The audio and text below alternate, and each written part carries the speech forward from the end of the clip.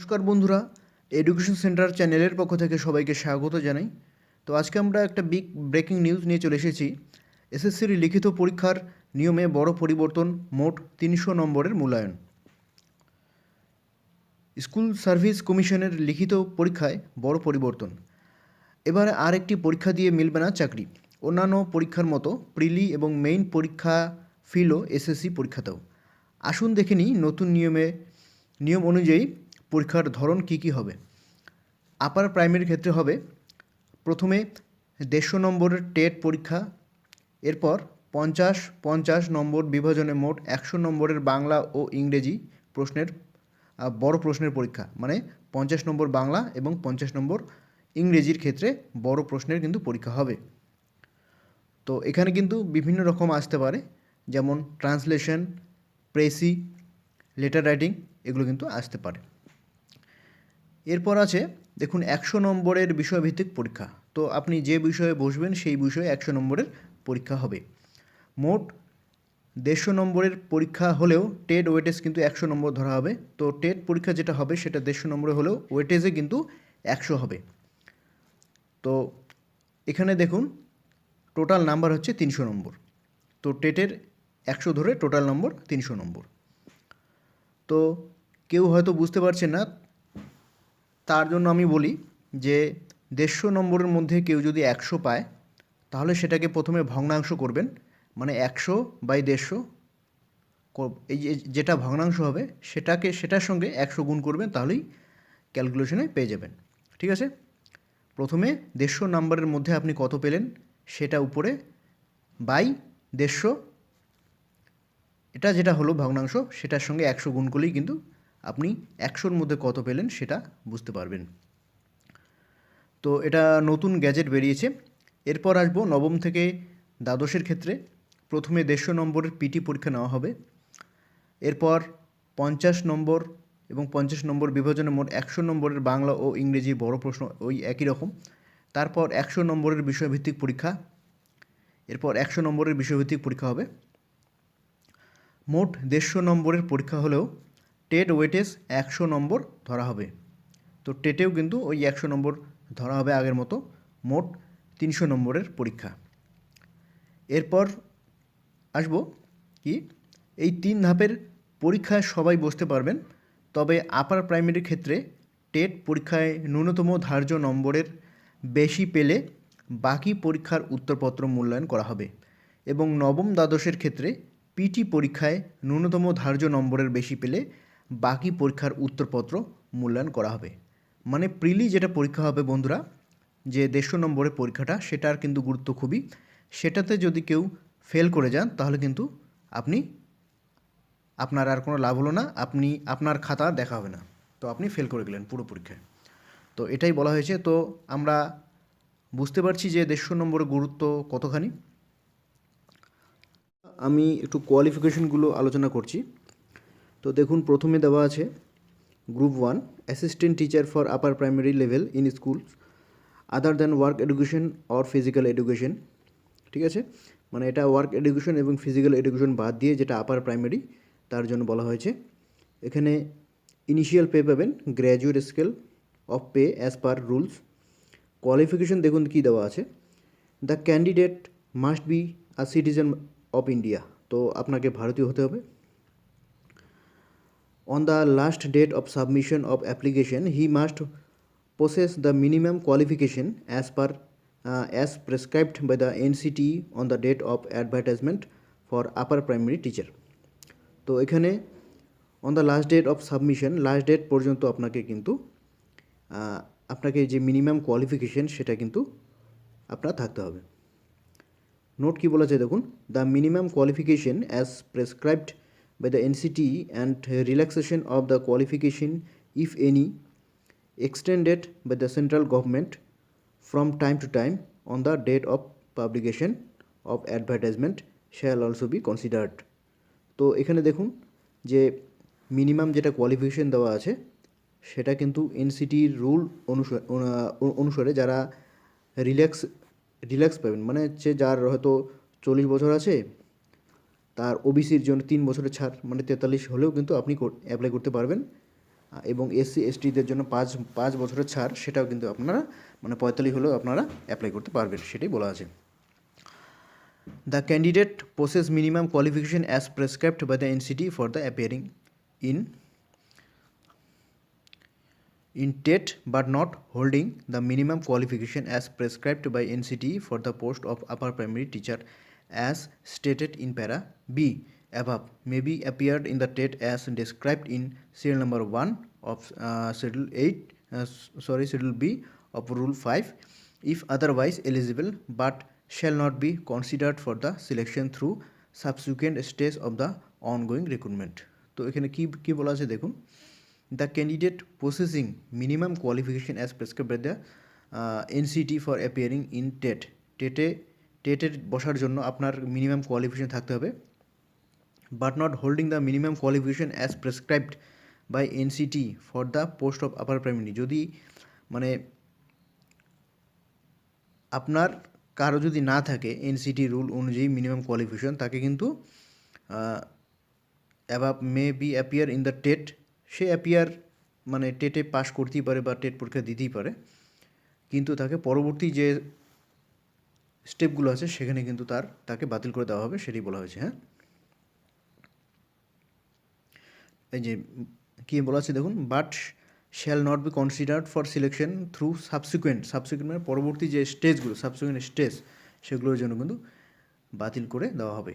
তো কেউ হয়তো দেখুন যে মিনিমাম কোয়ালিফিকেশন নেই কিন্তু তাও অ্যাপ্লাই করেছে, টেট পরীক্ষা দিল, কিন্তু পরবর্তীতে যখন দেখা যাবে যে তার মিনিমাম কোয়ালিফিকেশন নেই তখন তাকে কিন্তু বাদ দিয়ে দেওয়া হবে, সেটাই বলা হয়েছে।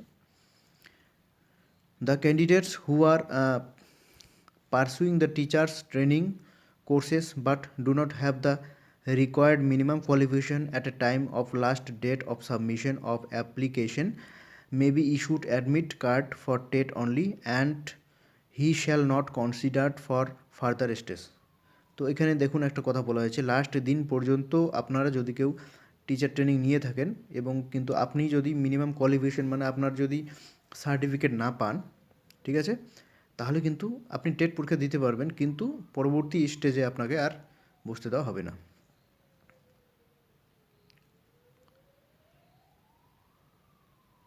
ঠিক আছে, বুঝতে পারলেন কথাটা?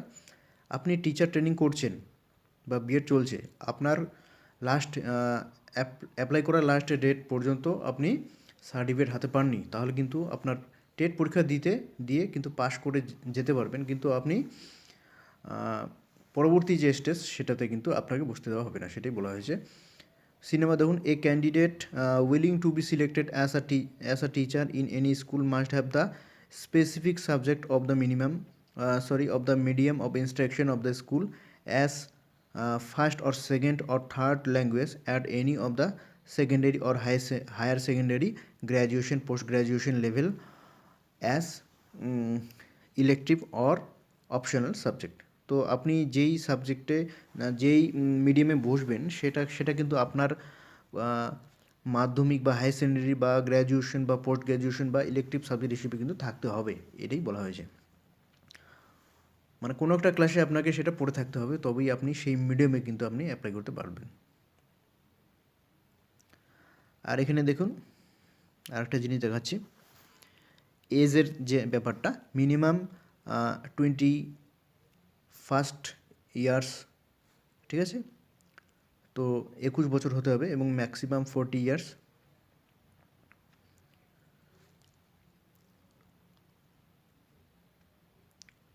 ইয়ার্স হতে হবে, 21 বছর এবং ম্যাক্সিমাম 40 বছর। এবং কি বলা আছে যে সালে প্রকাশিত হবে তার 1 জানুয়ারি, তো 2021-এর 1 জানুয়ারি যদি প্রকাশিত হয় তাহলে 2021-এর 1 জানুয়ারি অনুসারে আপনার 40 বছরের নিচে এবং 21 বছরের বেশি হতে হবে। কিন্তু যদি এজ রিল্যাক্সেশন থাকেন তাহলে সেটা আলাদা ব্যাপার। Upper age limit for para teacher of upper primary level of government aided and sponsored school shall be guided by relevant notice by state government applicable on the date of advertisement। যখন এখানে কি বলা আছে দেখুন, upper primary যারা para teacher আছেন, আপার প্রাইমারিতে যারা প্যারা টিচার আছেন তারা এজে একটু ছাড় পাবেন, সেটা আপনার যখন নোটিশ দেওয়া হবে তখনই কিন্তু বলা হবে কতটা ছাড় দেওয়া হবে। তো এখানে 2 নাম্বার আছে, এই 2 নাম্বার হলো assistant teacher for 9 to 10 in school. তো এখানে টেট এটা গেল, এটা উপরেরটাই। Graduate scale or pay as per, এখানেও কিন্তু গ্র্যাজুয়েট স্কেল পাবেন। দেখুন কোয়ালিফিকেশন কী দেওয়া আছে, the candidates must be citizen of India, একই রকম। বি নাম্বার দেখুন, on the last date of submission of application he must possess the minimum qualification as prescribed by the NCT on the date of advertisement for the teachers of class 9 to 10.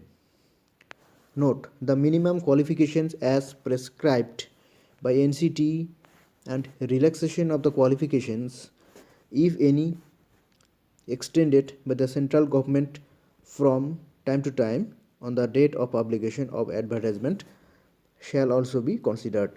তো একই রকম আগের মতোই, এ candidate willing to, আর পড়লাম না, ঠিক আছে, একই রকম হবে।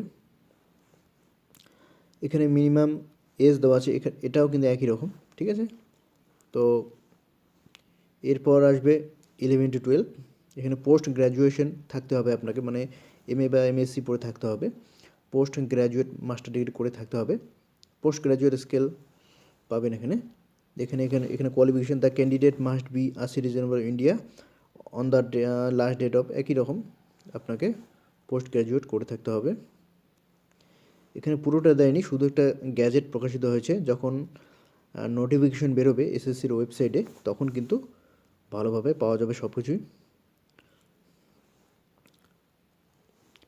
এখানে দেখুন অ্যাসিস্ট্যান্ট টিচার ফর, সব একই রকম, ঠিক আছে, 21 থেকে 40 বছর S.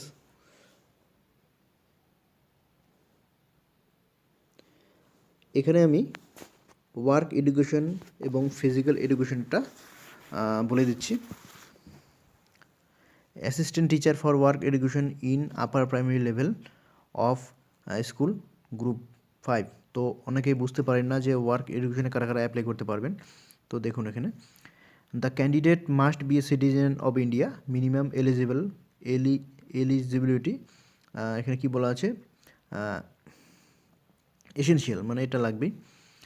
Graduate from a recognised university with post graduate basic training or work education as a subject in Bachelor of Education in the regular course from a teachers training institution duly recognized by the National Council for Teacher Education। তো NCTE থেকে NCTর মান্যতাপ্রাপ্ত যে কোনো college বা ইউনিভার্সিটির থেকে আপনাকে, আপনি যদি ওয়ার্ক এডুকেশনের সাবজেক্টের উপর যদি ব্যাচেলার করে থাকেন বা গ্র্যাজুয়েশন করে থাকেন, তো তাহলেই আপনি কিন্তু বুঝতে পারবেন। এখানে বলা আছে graduate from a recognise university with post graduate basic training, post graduate basic training যদি থাকে, or work education as a subject, work education এটা গ্র্যাজুয়েট করার পর যদি পোস্ট গ্র্যাজুয়েট বেসিক ট্রেনিং যদি কারো থাকে, অথবা work education as a subject, work education কোনো সাবজেক্ট হিসেবে থাকলে, গ্র্যাজুয়েশনে যদি থাকে, তারা কিন্তু বুঝতে পারবেন। অর কি বলা আছে দেখুন, graduate with degree or diploma in art and craft. তো আর্ট অ্যান্ড ক্রাফটে যদি কারো ডিগ্রি এবং ডিপ্লোমা থাকে, any recognition university, any recognised educational institution affiliated to any university, ঠিক আছে।